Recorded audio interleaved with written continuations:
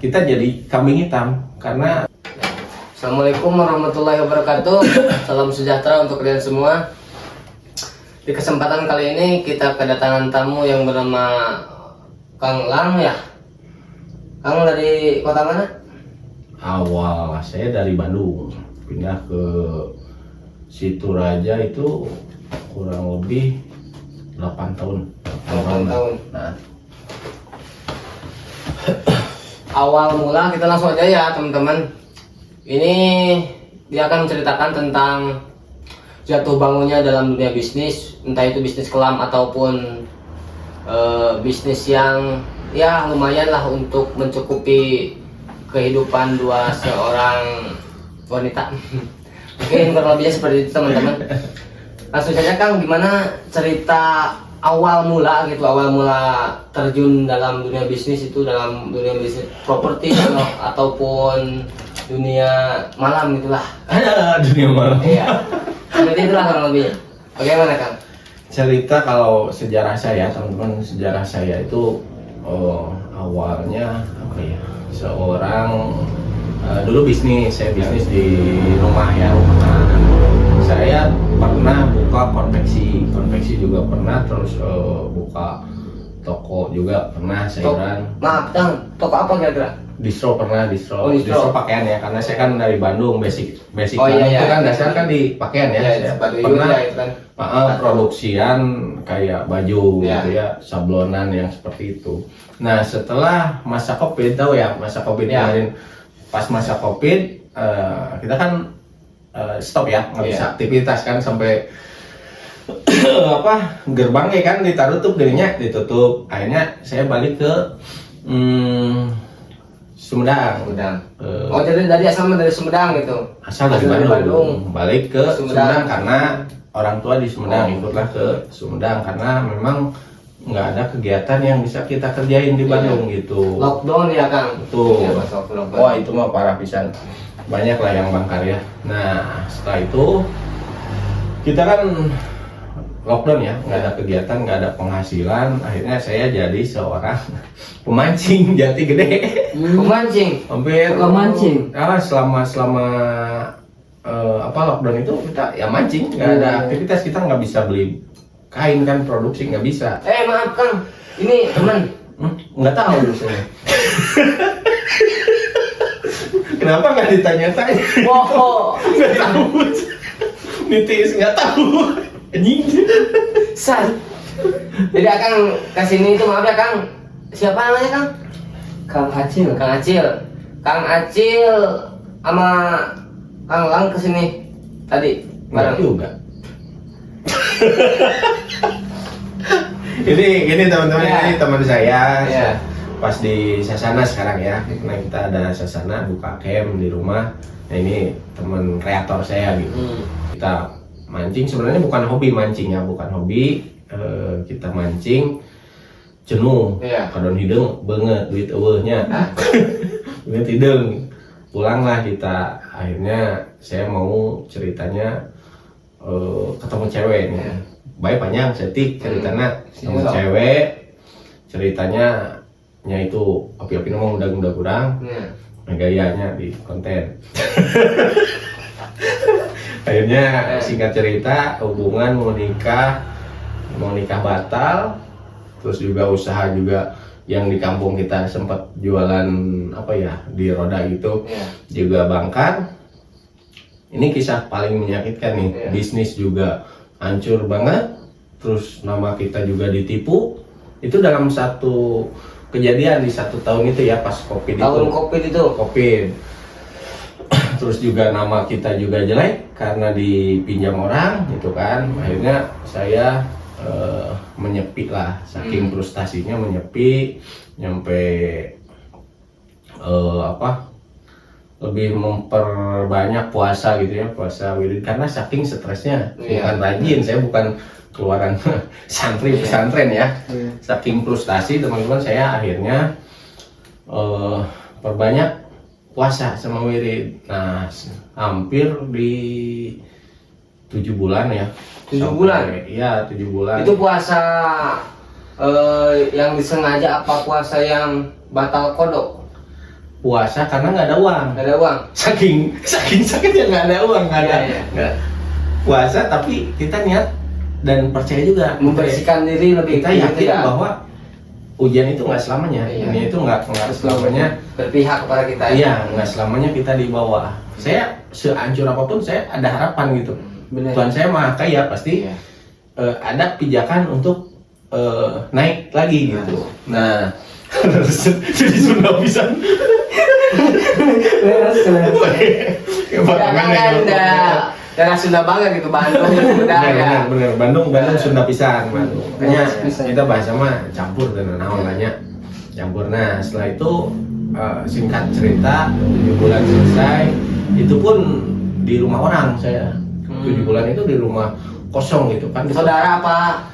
Gimana? Pokoknya orang asing. Orang asing? Mempercayakan gitu ya. Entah ya pokoknya ceritanya kita dipercayakan aja, sok aja isi gitu. Asal dijaga gitu. Itu rumahnya sepi, terus juga belakang hutan, samping juga jati gede. Belakang Serem lah. hutan. Belakang hutan, sampingnya jati gede. Ngeri lah pokoknya. Kita itu tiap hari nggak ada uang untuk makan, nggak ada uang untuk ngerokok.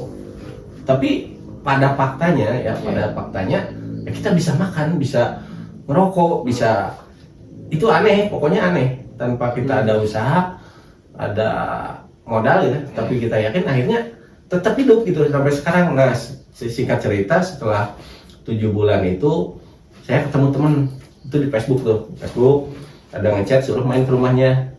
Nah, ini sebenarnya saya nggak mau nyebut namanya ya, kita nggak perlu sebut namanya. Ya, ntar bisa disensor ya. Ya, saya dipanggil ke rumahnya, kita sharing. Ternyata teman saya juga itu lagi posisinya sama di bawah gitu. Lagi kan. jatuh ya? Lagi jatuh juga.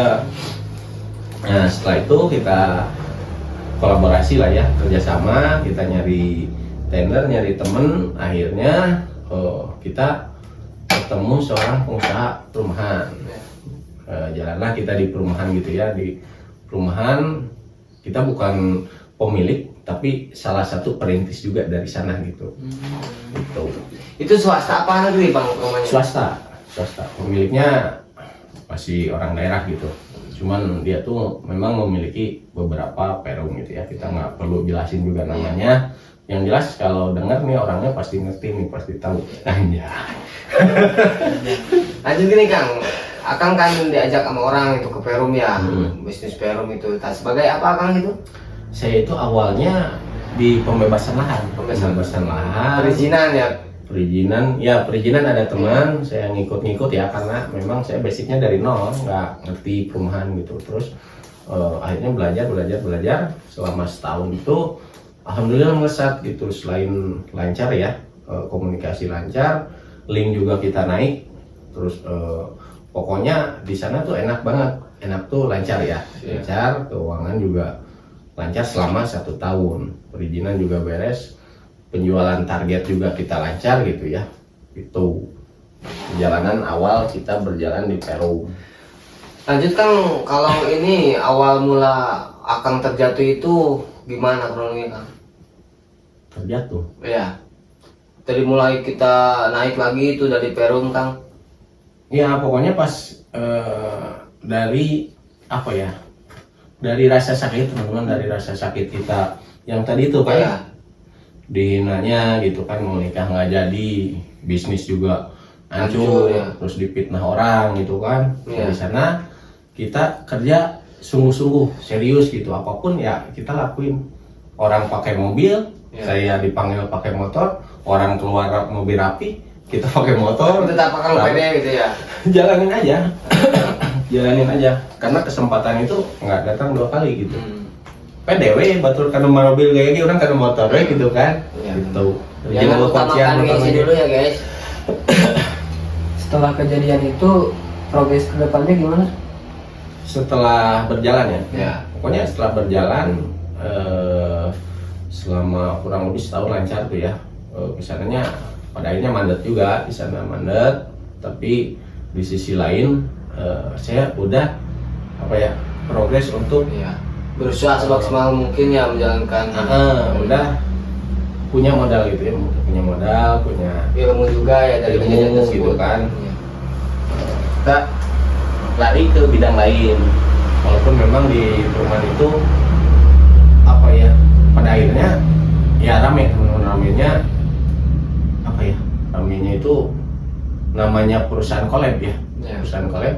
Akhirnya ini perkataan saya ya, kalau di share, kalau yang lihat yang punyanya pasti berasa nih. Kita jadi kambing hitam karena memang perusahaan collab kan selalu nyari apa ya, penargetan gitu, pelampiasan atau cek bahasa Sunda mah nembleukeun gitu. Ada si ieu gitu. Karena posisi awal itu saya di kepala marketingnya. Bagian pemasaran itu. Pemasaran kenapa jadi saya yang kena gitu? Karena kepala marketing itu Maaf Kang, berarti tadi dari status perizinan kita naik level lagi ke kepala marketing itu. Sebenarnya itu berjalan sejajar ya, karena kita tuh break kan. Jadi yang perizinan bagian direkturnya gitu kan, kita dampingi aja gitu. Gitu. Kalau posisi saya terakhir di kepala marketing gitu.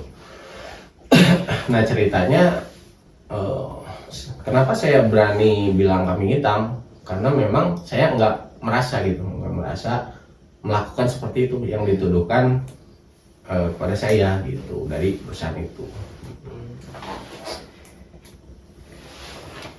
Lanjut Kang, kalau sekarang pesan yang akan dapat dan pengalaman yang sangat pedih ini yang dapat dibagikan kepada teman-teman sekalian itu gimana Kang? Kalau pesan dari saya untuk teman-teman yang bekerja, yang mencari penafkahan buat keluarga ya, terutama di bidang marketing itu ya, terutama untuk bidang marketing, hati-hati, jangan terlalu totalitas di perusahaan. Perusahaan itu hanya ingin mengambil keuntungan aja. Begitu ada kekacauan itu pasti ada yang dikorbankan, pasti ada yang dikorbankan. Di kambing hitam kan ya Kang? Betul, makanya kerja aja, beres kerja pulang udah gitu. Jangan terlalu totalitas. Saya kemarin sampai pulang jam 10, jam 11, ada yang belum beres kita kerjain, ada masalah keuangan belum beres kita handle gitu kan. Pada akhirnya ya kita jadi korban gitu. Terkadang kita juga banyak skill dalam dunia kerja, itu sebuah kerugian juga bagi kita ya. Jam kerja melebihi tapi gaji masih tetap sama ya. Jadi kadang tidak adanya apresiasi dari perusahaan, dari bos ya. Tidak ada timbal balik lah ya. Kita habis-habisan ngerjain tugas gitu ya. Ternyata cuman ya gitu aja gitu, biasa aja. Apakah ada misalkan umur ya enggak, biasa aja. Cuman kamu bagus, kamu keren gitu. Cuman sebuah perkataan apresiasi doang ya. Dari semua pengalaman yang paling diambil pelajarannya apa? Intinya kita mesti hati-hati aja gitu dimanapun kita berada. Pembukuan itu ya, kalau kerja itu yang paling penting ya, data itu jangan ngandelin saya mah percaya ke dia, saya mah percaya ke dia gitu. Jadi harus lebih hati-hati. Pokoknya meskipun kita nyerahin kerjaan kita atau pembukuan ke orang lain, tetapi harus dalam pengawasan kita ya, jangan terlepas. Pokoknya apapun kalau dunia kerja itu pembukuan tuh wajib tuh. Tanggal, hari itu wajib. Kalau kemarin pelajarannya saya itu terlalu percaya ke orang tuh, jadi gini, udah percaya kalau ngasih uang tuh kasih aja gitu, nggak ada tanda bukti, nggak ada apa. Nah kedepannya untuk teman-teman mungkin itu sangat hati-hati ya, untuk serah terima apapun di dunia kerja jangan ada kepercayaan. Kita total harus ada data. Data tulis ya. Karena kalau nggak ada data, kalaupun kita disalahkan kita nggak bisa apa-apa. Itu sih pesannya. Itu paling penting untuk dunia pemasaran, marketing lah, bidang apapun gitu. Guys. Pesan moral yang dapat diberikan kepada teman-teman yang baru memulai bisnis, mungkin apa Kang? Yang baru mulai ya, intinya kita sungguh-sungguh pelajari dulu bidangnya, terus jangan bercabang gitu. Kalau kita lagi nekunin satu bisnis, tekunin aja dulu sampai itu bisa jadi pendorong bisnis berikutnya. Jangan sampai kita baru mulai A, belum juga itu ada hasilnya, udah pengen ke B, planning C gitu. Itu menurut saya nggak akan ada yang berhasil gitu. Iya. Pasti hancur. Karena fokus itu utama, fokus. Fokus ya kan. Habis-habisan aja di planning pertama tuh, habis-habisan aja. Apapun juga habis-habisan aja. Jangan ada planning B, C, jangan. Satu aja dulu. Gitu. Siap, mantap. Ya mungkin segitu teman-teman untuk pengalaman bisnis dari Kang Lang ya. Mungkin kita tutup aja. Next selanjutnya untuk tamu yang akan datang, pantangin terus channel Dunia Berpikir. Bye bye.